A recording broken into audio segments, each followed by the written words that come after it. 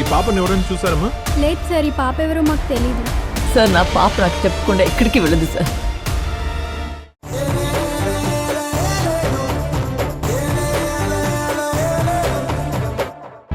నీతో కలిసి బ్రతకాలని, నీ మెల్లో వేసిన 3 ముళ్ళ బంధాన్ని కాపాడుకోవాలని ఆపత్రయపడతాను. ఒక్కసారి ఆలోచించిందు.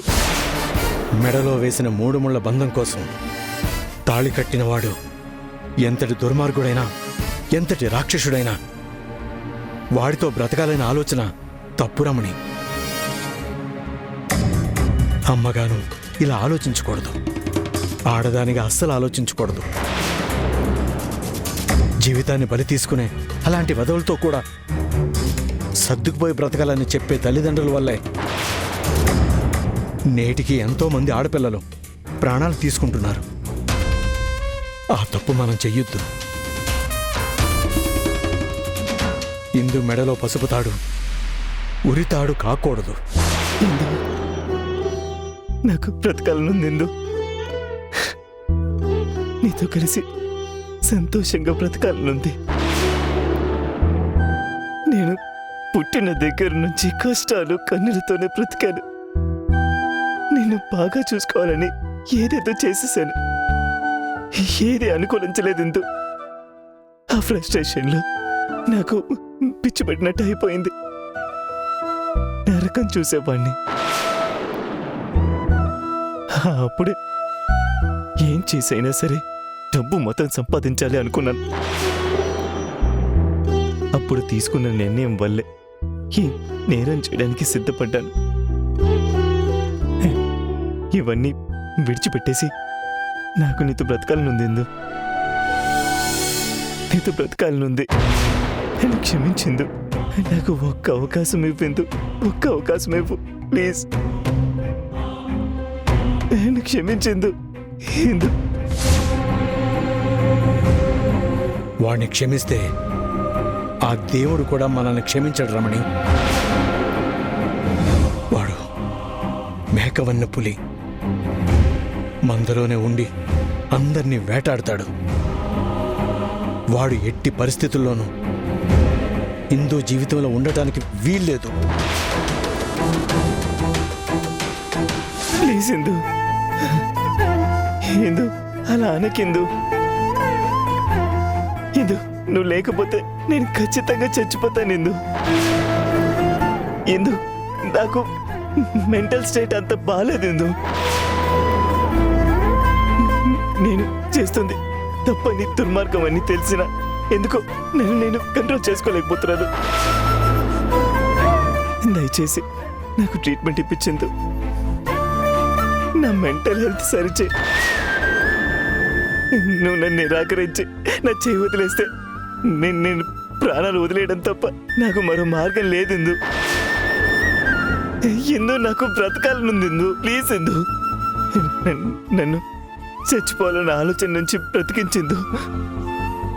నీతో కలిసి జీవితాంతం బ్రతకాలనుంది. ఎందు ప్లీజ్ ఎందు. Indu please Indu save me. Indu please Indu. నిన్ను చూస్తుంటే బాధగా ఉంది, కానీ నిన్ను ఎప్పటికీ నమ్మలేకపోతున్నాను. నేను నమ్మకాన్ని కోల్పోయినని నాకు తెలిసింది.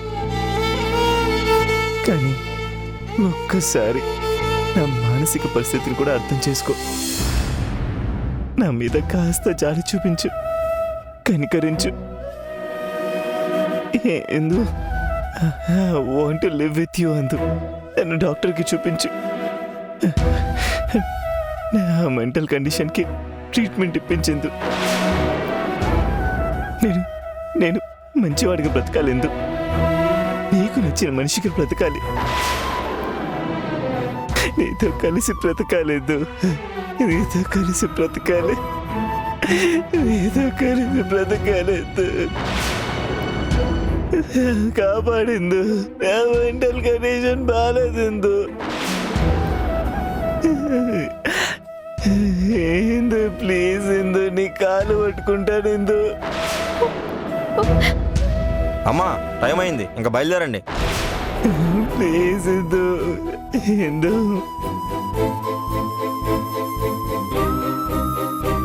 ఎందు ఎందు ఎందు ఎందు నన్ను క్షమించిందు. ఇందు సేవ్ మీ ఇందు, సేవ్ మీ.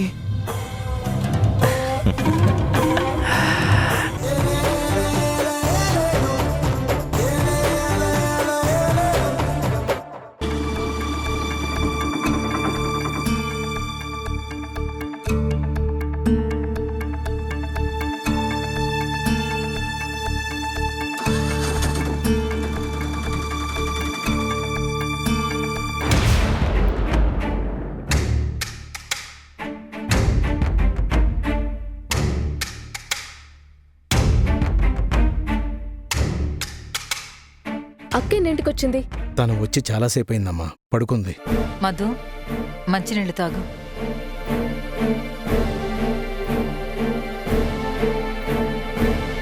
ఎందుకు పిలిచాడంట? ఏమన్నాడంట? రాగానే అడిగామే, ఏమీ చెప్పలేదు. నువ్వు వచ్చిన తర్వాత మాట్లాడదామంది. వెళ్ళి దాన్ని కాస్త పిలుచుకురా, విషయమేంటో తెలుసుకుందాం. ఎండలికి బాగా చిరాగ్గా ఉంది, వెళ్ళి స్నానం చేస్తా. ఈ లోపు ఇందుని లేపి కాఫీ ఇవ్వండి.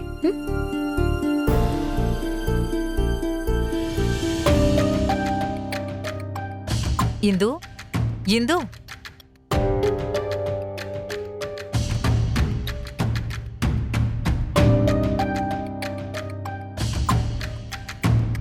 కాఫీ తీసుకో.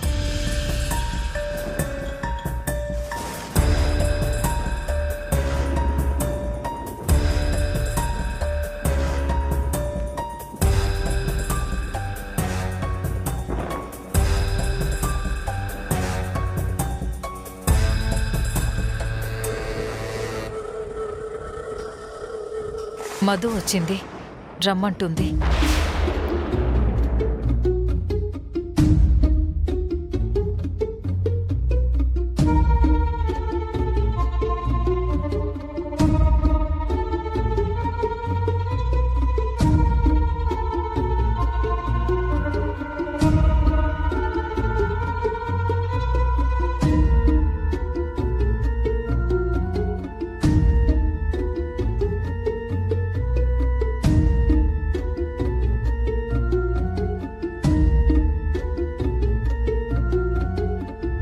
ఏమంటున్నాడక్క? ఎందుకు పిలిచాడంట?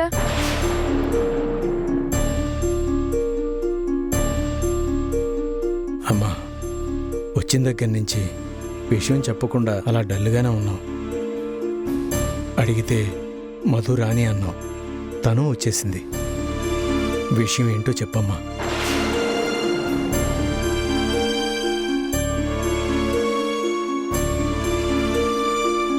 చెప్పడానికి సందేహిస్తావేంటే?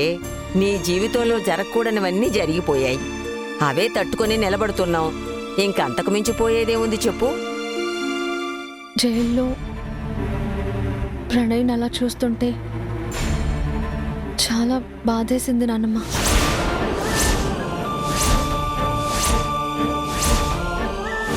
ఇందు, నువ్వు లేకపోతే నేను ఖచ్చితంగా చచ్చిపోతాను. ఇందు,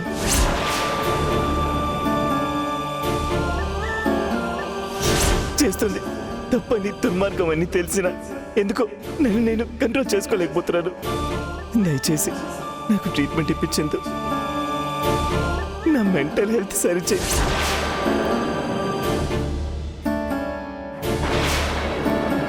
మరి నువ్వు అతనికి అక్కడ ఏం సమాధానం చెప్పలేదమ్మా?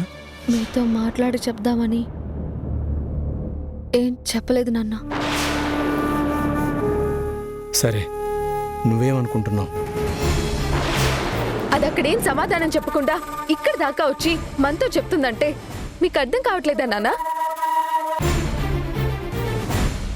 వాడు ముసలి కన్నీరు కాచి ఏదో కబుర్లు చెప్పేటప్పటికి ఇది కరిగిపోయింది. ఇది అమాయకురాలు కాబట్టే కల్లే బొల్లి మాటలు చెప్పి ప్రేమలో పడేశాడు. ఇప్పుడు ఇంత జరిగాక కూడా మోసం చేయడానికి కాకమ్మ కబుర్లు చెప్పాడు. ఇది వాడు చెప్పిన మాటలు చెప్పి ఇప్పుడొచ్చి మన ముందు నిలబడింది. మీరెవరో తనని నమ్మరని నాకు తెలుసు, కానీ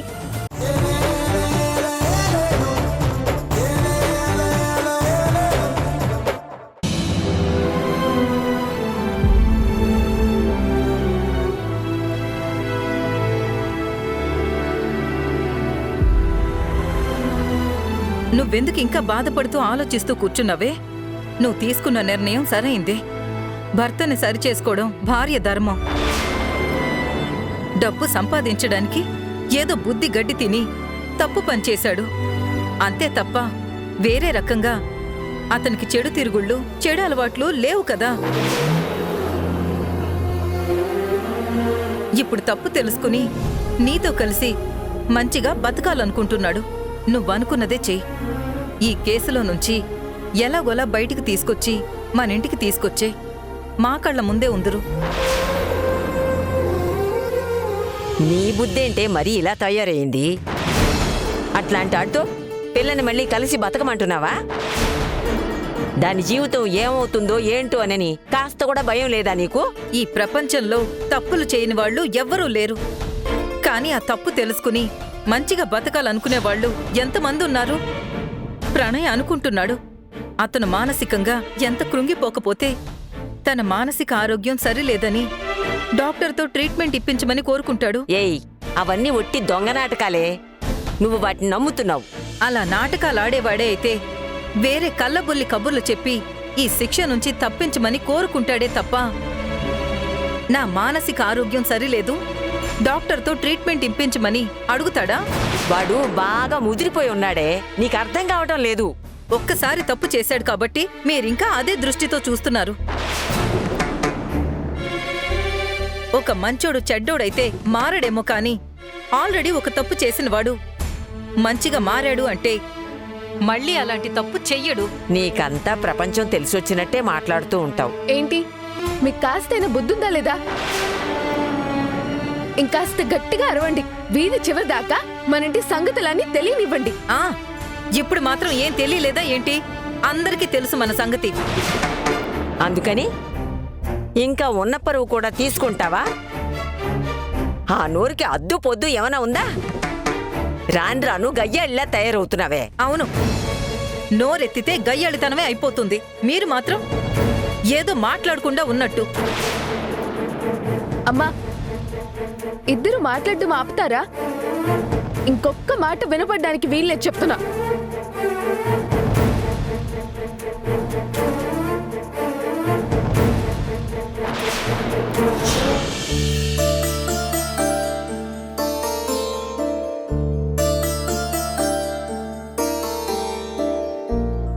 నానా, ఒకప్పట్లో నేను అన్నిటికీ కంగారు పడిపోయేవాడిని, భయపడిపోయేవాడిని. దాంతో కోపం వచ్చేసి గట్టిగా అరిచేసేవాడిని. కానీ ఇప్పుడు కాస్త స్థిమితంగా ఆలోచించి అవతల పిల్లలకి కాస్త స్వేచ్ఛనివ్వాలి, సొంతంగా ఆలోచించుకునే అవకాశం ఇవ్వాలి, వాళ్ళ జీవితాన్ని వాళ్లే సరిదిద్దుకునే తత్వం అలవర్చుకోవాలని, తను తప్పు చేసినా క్షమించి ఇప్పుడు మోసపోయినా నువ్వే చేజేతులారా చేసుకున్నావని కించిత్ మాటైనా అనకుండా ఎందుకు మౌనంగా ఉన్నానో తెలుసు కదమ్మా. తెలుసు నాన్న. మీరు చేసిన తప్పుని చెప్పి దెప్పి పొడిచి అవతల మనిషిని ఇంకా కృంగదీయదలుచుకోలేదు. అక్క కాస్త ధైర్యంగా మనమున్నామన్న భరోసాతోటి భవిష్యత్తు గురించి భయపడకుండా ధైర్యంగా నిలబడ్డానికి, సరైన నిర్ణయాలు తీసుకోవడానికి మీరు ఆ స్వేచ్ఛనిచ్చారు. నీకు అర్థం అవుతుంది, మరి తనేం అర్థం చేసుకుందమ్మా? జరిగినవన్నీ తను చూస్తూ ఉంది. జరుగుతున్న వాటిలో అందరికంటే ఎక్కువగా నలిగిపోయేది, నష్టపోయేది తానే. కాబట్టి అన్నీ ఆలోచించి ఆచితూచి అడుగేస్తుంది. సరైన నిర్ణయం తీసుకుంటుందనే నమ్మకంతో వాణ్ణి వెళ్ళి జైల్లో కలుస్తానంటే కనీసం మనం ఎవరూ తోడు వెళ్లకుండా పంపించాం. అది ఏ నమ్మకంతో తనకిప్పుడు అన్నీ తెలిసొస్తున్నాయి. ఎట్టి పరిస్థితుల్లోనూ తప్పటడుగు వేయదు, ధైర్యంగా బ్రతకడం నేర్చుకుంటుంది. రేపు నేను ఉన్నా లేకపోయినా నా బిడ్డ తనను తాను చూసుకోగలదు. తను ఒంటరిగానైనా బతకడానికి, సంతోషంగా జీవితాన్ని ముందుకు తీసుకెళ్ళడానికి సిద్ధపడుతుందనే నమ్మకంతో ఇదంతా చేశాను.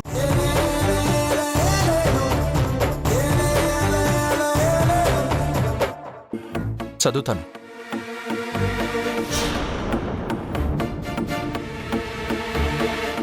ఏంటి వాడు రోతరగాడి ఇంట్లో ఉన్నాడా? ఈ కొత్త అలవాట్లు ఎప్పుడొచ్చాయా వాడికి? నాకు డౌట్గా ఉంది. వాడు ఖచ్చితంగా రోతరగాడి ఇంట్లో ఉండడు, దానింటికే వెళ్ళుంటాడు. చిచి, మధు కోసం వెళ్తే దాని దగ్గరే ఉన్నానని చెప్తాడు గాని ఆ విషయం మన దగ్గర దాచాల్సిన అవసరమే ఉంది? రూధర్ గాడి ఇంట్లోనే ఉండుంటాడు. వాడు అబద్ధాలు చెప్పడానికి గ్యారెంటీ ఏంటి?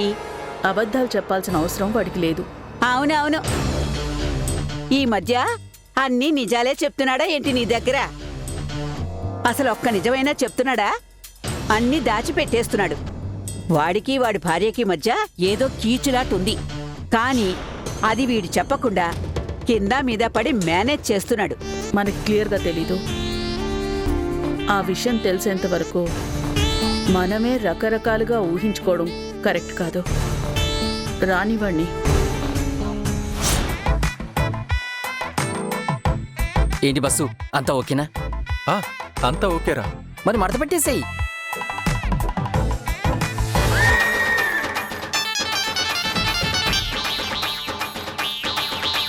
ఏంట్రా ఇది? శుభమా అని లెటర్ కవర్లో పెడుతుంటే కరెంటు పోయింది. ఏదో శకునం సరిగా లేదురా. వీటికి కూడా శకనాలు చూస్తారా ఏంటి? ఆల్రెడీ మీ శకనం బాలేకే మేడం దగ్గర నానా తిట్లు తింటూ క్షమాభిక్ష కోసం లెటర్ రాశారు. ఒరే, ఓవర్గా మాట్లాడుతున్నావు నువ్వు. బాసు, చీకటిని మీ జీవితంలోకి నేను వెలుగు లేపుతాగా.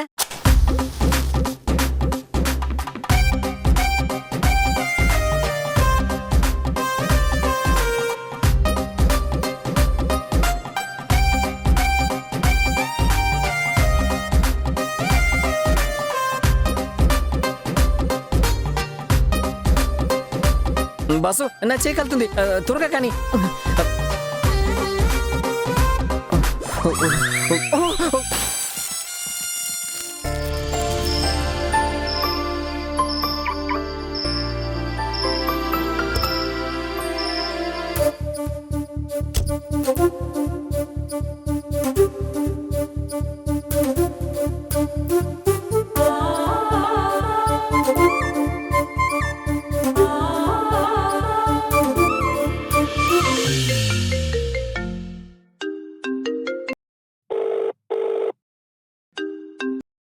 ఏంటి మీ ప్రాబ్లం? ఇంటికి వెళ్ళిపోయావా మధు? మీ తొక్కలో కేరింగ్ కన్సర్న్ ఎవడో ఎక్స్పెక్ట్ చేయట్లేదు ఇక్కడ. అయినా 5ంటికి ఆఫీస్ అయిపోతే కొంపకు చేరకుండా ఇంకేం చేస్తారు? రోడ్డు మీద తిరుగుతూ ఉంటారా? అవునా? నేనైతే ఇంకా ఇంటికి వెళ్ళలేదు మధు. బాగా హట్ అయిపోయా. ఇలా రోడ్ల మీద తిరుగుతూ ఉన్నాను తెలుసా. పిచ్చి పడుతున్నట్టుంది నాకు. అయ్యో పాపం, అవునా? ఎందుకు వెళ్ళలేదు ఇంకా ఇంటికి? ఆహా, నేను ఇంటికి వెళ్లకుండా రోడ్ల మీద తిరుగుతున్నాననేసరికి కరిగిపోయింది. ఇది మెయింటైన్ చేయాలి. ఏం చేయను? నువ్వు నన్ను అర్థం చేసుకోకుండా అలా హార్ష్గా మాట్లాడేసరికి బాగా హట్ అయిపోయాను. ఇంటికి వెళ్ళబుద్దేయడం లేదు. చాలా దిగులుగా ఉంది. అయ్యో, ఎందుకు ఇలా రోడ్ల మీద తిరుగుతున్నారు? ప్లీజ్ ఇంటికెళ్ళండి. తిన్నారా లేదా? లేదు, అసలు మంచినీళ్ళు కూడా తాగలేదు తెలుసా. ఎందుకు ఇలా మీ ఆరోగ్యాన్ని పాడు చేసుకుంటున్నారు? మీకేమైనా పిచ్చా? అవును, పిచ్చి పట్టేలాగే ఉంది. నువ్వు నా నిజాయితీని అర్థం చేసుకోలేదని ఎంత బాధపడుతున్నానో తెలుసా. నీ గురించి ఆలోచిస్తూ ఉంటే ఇంకా పిచ్చి పడుతుంది. ఆహా, మరెందుకు నా గురించి ఆలోచించడం? నా గురించి రోడ్లో తిరగడం, బాధపడ్డం ఇదంతా అవసరమా మీకు? నీ గురించి నేను కాకపోతే ఇంకెవరు బాధపడతారు మధు? కనీసం ఇప్పటికైనా అర్థం చేసుకుంటున్నావు. నాకదే సంతోషం. అవును, ముందు కంటే ఇప్పుడు ఇంకా బాగా అర్థం అవుతున్నారు. అర్థమవుతున్నాను కదా, నాకు తెలుసు నువ్వు అర్థం చేసుకుంటావని. తొక్కలోది, ఎందుకు అర్థం చేసుకోరు? ఇంత డ్రామాలు ఆడుతుంటే. ఇదేంటిది, వెంటనే టోన్ మార్చేసావు? తమరేమో అక్కడ రోడ్ల మీద తిరుగుతున్నారు, ఇంటికెళ్ళలేదు, తిండి తిప్పలు తినలేదు అని సింపతి డ్రామాలు ఆడితే నేను కరిగిపోయి వెంటనే క్షమించేస్తానని ఇంటికి వచ్చేస్తాననుకున్నారా? నేను గొర్రెని కాదు, మీరు కసాయోడేమో. నేను నమ్మను మిమ్మల్ని. ఇదిగో,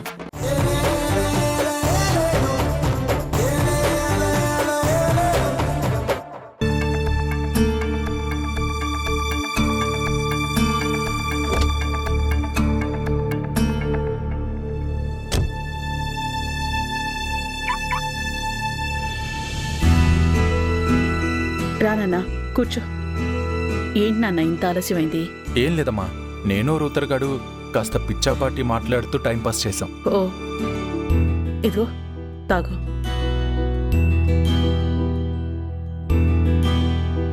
ఏంటో దేవకి, నీ కొడుకు మొన్నటి వరకు తల్లిచాటు బిడ్డలాగా చాలా బుద్ధిగా ఉన్నాడు. పెళ్ళైన దగ్గర నుంచి నీ కాస్త దూరం అయిపోయాడు. పైగా కొత్త కొత్త అలవాట్లు చేసుకుంటున్నాడు. ఏంటమ్మమ్మా, నేను అమ్మకి దూరం అయిపోవడం ఏంటి? పైగా కొత్త కొత్త అలవాట్లు అంటున్నావు. అంత కొత్త అలవాట్లు నేనేం చేసుకున్నాను? పబ్బులు బార్లు అని తిరుగుతున్నానా ఏంటి? కొత్త అలవాట్లంటే పబ్బులు బార్లు తిరగడమేనా ఏంటి? గతంలో ఉన్న అలవాట్లన్నీ మారిపోయి కొత్త అలవాట్లు వస్తే కొత్త అలవాట్లనే అంటారు. అమ్మా ఊరుకో. ఏంటి నువ్వు? అమ్మా నువ్వు ఆగమ్మా. అమ్మమ్మ ఇలా మాట్లాడుతుందంటే మనసులో ఏదో పెట్టుకునే మాట్లాడుతుంది. అమ్మమ్మ ఏదైనా అడగదలుచుకుంటే సూటిగా అడిగేయండి. నాకు అర్థం కాకుండా ఇలా ఇండైరెక్ట్గా మాట్లాడితే నేనేమీ సమాధానం చెప్పలేను. సరేరా, నువ్వు అన్నావు గనక నేను సూటిగానే అడుగుతున్నాను. గతంలో అయితే నువ్వెప్పుడూ ఆఫీసు ఇల్లు అని ఉండేవాడివి, ఎక్కడా తిరిగేవాడివి కాదు. పెద్దగా స్నేహితులు కూడా ఉండేవాళ్ళు కాదు. స్నేహితులైనా ఆత్మీయులైనా మీ అమ్మ ఒక్కతే అనేవాడివి. కానీ ఇప్పుడు ఓ రూతర్ గాడితోటి స్నేహం బాగా ముదిరిపోయింది. రూదర్ నా దగ్గర పనిచేయడం మొదలుపెట్టినప్పటి నుంచి కేవలం పిఏగా మాత్రమే లేడు, నా స్నేహితుడిగా కూడా ఉన్నాడు. వాడితో నా స్నేహం ముదిరిపోవడం ఏముంది? వాడితో కలిసి కాసేపు టైం పాస్ చేసి రావడం కూడా తప్పేనా? వాడితో కలిసి టైంపాస్ చేసి రావడం తప్పని కాదు. అసలు నీ జీవితంలో జరిగే విషయాల్ని గాని విశేషాల్ని గాని మీ అమ్మకు అసలు చెప్పినట్లేవుగా. మీ అమ్మతో అసలు మాట్లాడుతున్నట్టే లేవు. అమ్మ దగ్గర నేను చెప్పాల్సిన విషయాలు ఎప్పుడు చెప్తూనే ఉంటాను. అయినా అమ్మ దగ్గర నేనే విషయాలు చెప్పట్లేదని నువ్వెందుకు అనుకుంటున్నావు? మీ అమ్మని అడుగు. మీ అమ్మతో నువ్వు అన్ని విషయాలు చెప్తున్నావో లేదో మీ అమ్మే చెప్తుంది. ఏంటమ్మా, నేనేదైనా మీ నుంచి దాస్తున్నాను అనుకుంటున్నావా? అదేం లేదు నందు. ఆవిడేదో చాదస్తంగా మాట్లాడుతూ ఉంటుంది, పట్టించుకోకు. నువ్వు ఊరుక దేవకి. వాడేదో హర్ట్ అవుతాడని అన్నిటికీ మొహమాట పడుతూ ఉంటావు. నీ మనసులో ఏముందో నాకు తెలీదు. వాడు నీ దగ్గర చాలా విషయాలు దాస్తున్నాడు, అది నాకు బాగా తెలుసు. నువ్వు నిజం చెప్పరా, మీ అమ్మ దగ్గర నువ్వేమీ దాచడం లేదా?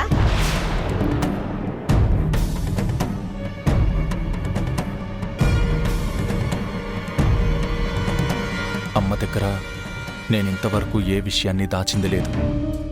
అలా దాచిందంటూ ఏదైనా ఉంది అంటే నా పెళ్లి విషయంలో ఇందుని పెళ్లి దాకా తీసుకెళ్లడం, ఆ పెళ్లి ఆపాలని ప్రయత్నించడం, ఆ తర్వాత మధుతో ఈ విషయాన్ని చెప్పకపోవడం, మధుతో ఈ విషయం గురించి గొడవ అవడం, తను ఇంటికెళ్ళిపోవడం, ఈ విషయాలన్నీ దాచాను. కానీ ఈ విషయాల్ని కూడా అమ్మ దగ్గర దాచాల్సింది కాదు. తప్పుల్ని ఎప్పుడో ఒకప్పుడు అమ్మ దగ్గర చెప్తూనే ఉంటాను. ఈ విషయాన్ని మాత్రం దాచుకోవడం ఎందుకు? చెప్పేద్దాం. చూసావా, మనసులో ఇంతగా ఆలోచిస్తున్నాడంటే అరే ఈ విషయాలన్నీ అమ్మకెలా తెలిసాయా అని అనుకుంటున్నట్టున్నాడు. అమ్మమ్మ, అసలు నేను ఏ విషయాలు దాస్తున్నానని అనుకుంటున్నారు? ఏమో, ఏం దాస్తున్నావని మాకెలా తెలుస్తుంది? నువ్వు చెప్తే తప్ప. మీరు అనుకుంటున్నట్టు నేనేమి దాచడం లేదు. అయినా అమ్మ దగ్గర దాచడానికే ఉంది. మీరు అనవసరంగా ఆలోచించి బుర్ర పాడు చేసుకుంటున్నారు.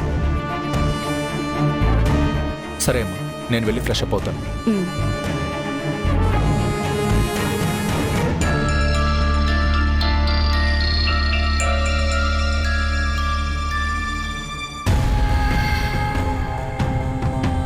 సారీ అమ్మా, మధుతో నాకైన గొడవ గురించి నీతో చెప్దామనుకున్నాను. కానీ చెప్తే నువ్వు డిస్టర్బ్ అవుతావు. ఇప్పుడొద్దు, సమయం వచ్చినప్పుడు నీకు చెప్పాల్సిన టైంలో చెప్తా.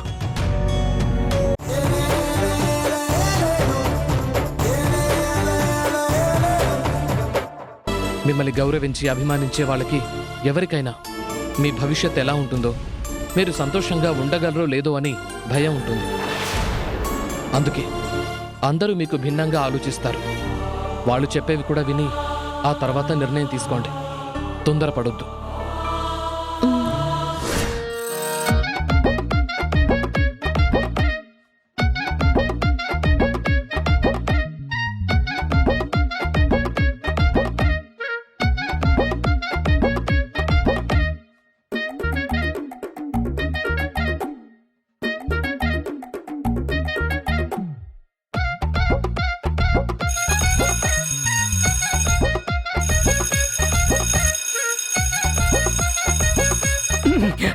బస్సు బస్సు ఏమైంది?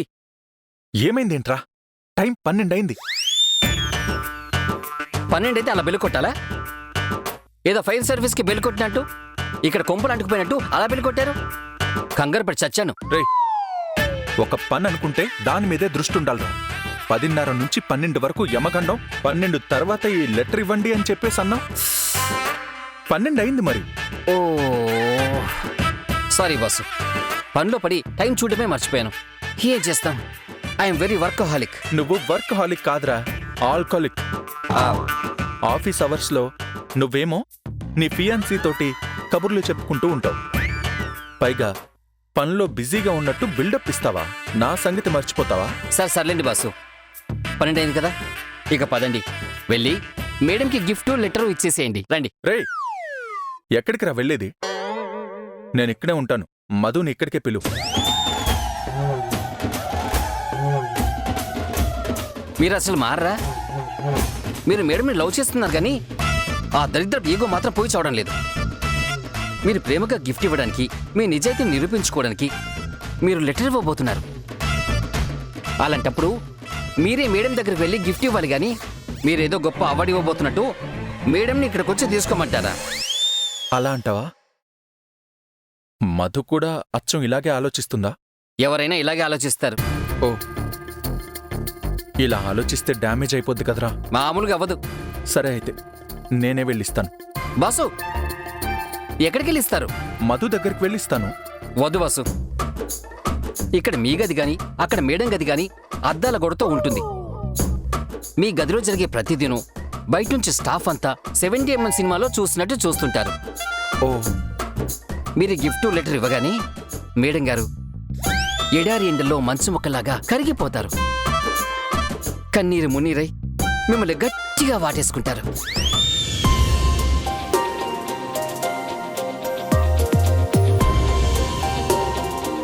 ఆ తర్వాత మీ అదృష్టము ఆ దేవుని కృపని బట్టి చిన్న చిన్న బహుమతులు కూడా దొరకచ్చు. ఇదంతా బయట నుంచి చూసే స్టాఫ్ వీడియోలు తీసి ఇంటర్నెట్లో పెడతారు. ఆ తర్వాత మీ జంట తెగ వైరల్ అవుతుంది. పర్సనల్ లైఫ్ తీసుకెళ్లి వైరల్ చేసుకోవడం కరెక్ట్ కాదు. అందుకే మధుగా రూమ్కి వద్దు. మధు రూమ్ వద్దంటే మరెక్కడ్రా? దానికి మన ఆఫీస్లో ఒక బ్రహ్మాండమైన ప్లేస్ ఉందిగా, కాన్ఫరెన్స్ రూమ్. అక్కడైతే కాన్ఫిడెన్షియల్ గాను ప్రైవసీగాను ఉంటుంది. లోపల మాట గాని పిక్చర్ గాని బయటికి అస్సలు కనబడదు, వినబడదు. అంతకంటే ముఖ్యంగా మన ఆఫీస్లోనే వాసులో ది బెస్ట్ ప్లేస్ అది. నేను సంపుని మొదటిసారి చూసింది కూడా అక్కడే వాసు. కాబట్టి మీకు కూడా ఆ ప్లేస్ బ్రహ్మాండంగా కలిసి వస్తుంది. మీ ఉత్సాహానికి మేడం ప్రోత్సాహంతోడైతే ఇక మిమ్మల్ని ఆపేవాడు ఎవ్వడూ లేడు. అంతేనంటావా? అంతే. అంతేనా? అంతే బాసు, అంతే. సరేరా, అయితే నేను వెళ్ళనా? ఒక్క నిమిషం, ఇది పట్టుకో.